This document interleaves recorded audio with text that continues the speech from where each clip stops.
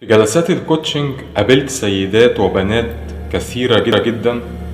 كل واحدة عندها مشكلة مختلفة، ولكن لما تيجي تبحث في جذر المشكلة تجد أنها بسبب عدم الشعور بالأمان، عدم الاهتمام، عدم الاحتواء، عدم الشعور بالقيمة.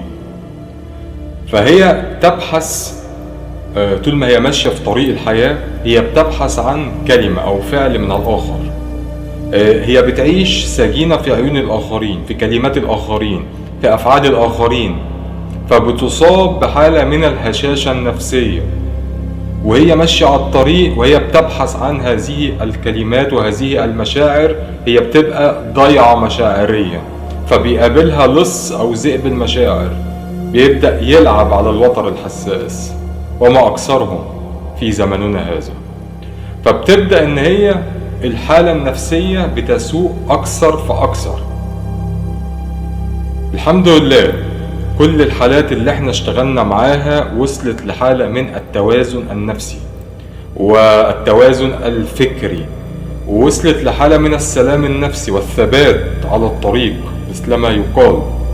لأن الفرق ما بينها وما بين اللي هي الإنسانة اللي بتاخد جلسات الكوتشنج إن هي بتكون عندها الفهم، الوعي اللي هي بتصل إليه عن طريق ذاتها. يعني أنت بتوصلي لحالة من التوازن بنفسك وبفكرك. اللايف كوتش هو بمثابة الشخص اللي ماسك كشاف بينور الطريق وحضرتك اللي بتمشي عليه.